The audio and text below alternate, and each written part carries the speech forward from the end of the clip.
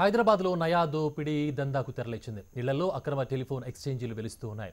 Route calling అని పిలిచే ఈ వ్యాపారం అక్రమాలకు కాసులు కురిపిస్తూ ఉండగా కేంద్ర ఆదాయానికి గండిపడుతోంది. స్థానిక యువత రూట్ కాలింగ్తో ఉగ్రవాద సంస్థలతో లింక్ కలుపుతూ ఉండటంతో ఆందోళన కలుగుతోంది.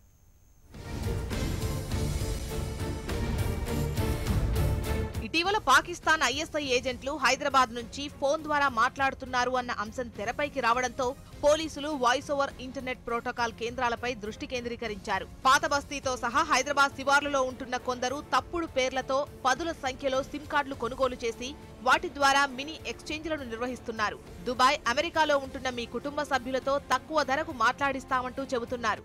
తప్పుడు సిమ్ కార్డులతో వాయిస్ ఓవర్ ఇంటర్నెట్ ప్రోటోకాల్ ద్వారా హైదరాబాద్ నుంచి పాకిస్తాన్, దుబాయ్, ఇరాక్లలోని ఉగ్రవాద సంస్థల సభ్యులతో మాట్లాడిస్తున్నట్లు పోలీసులకు ఆధారాలు లభించాయి.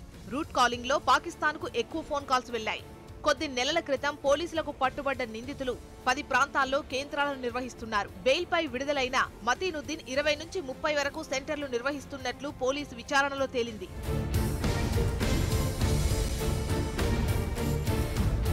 రూట్ కాలింగ్ ద్వారా నేరగాళ్లు అంతర్జాతీయ కాల్స్ ను అక్రమంగా మళ్లిస్తున్నారు. వీటికి గేట్వేలు అమర్చి ఒక్క సిమ్ కార్డ్ ద్వారా పదుల సంఖ్యలో కాల్స్ ను పంపుతున్నారు. ఇందుకోసం ఇంట్లోనే ఒక మినీ ఎక్స్చేంజ్ ను నిర్వహిస్తున్నారు. ప్రస్తుతం ప్రైవేట్ సంస్థలు ఇంటర్నెట్ కనెక్షన్స్ ను కేబుల్ ద్వారా ఇస్తుండటంతో వీరి పని ఈజీ అయిపోయింది. విదేశాల్లో ఉన్న వారికి తమ ఫోన్లతో మాట్లాడిస్తున్నారు. 800-900 రూపాయలతో సిమ్ కార్డ్ రీఛార్జ్ తో పాటు కొత్తగా ఓ నెట్వర్క్ అపరిమిత డేటాను తక్కువ ధరకే ఇస్తుండటంతో అక్రమాలు పెరుగుతున్నాయి. ఒక్కో కేంద్రానికి నెలకు ఖర్చులు పోను కనీసం 4 నుంచి 8 లక్షల వరకు ఆదాయం లభిస్తోందని తెలిసింది.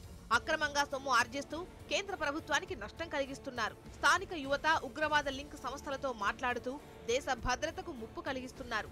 పాత బస్తీతో పాటు హైదరాబాద్ శివార్లలో 100కు పైగా రూట్ కాలింగ్ సెంటర్లపై దాడులు చేసేందుకు పోలీసులు రెడీ అవుతున్నారు.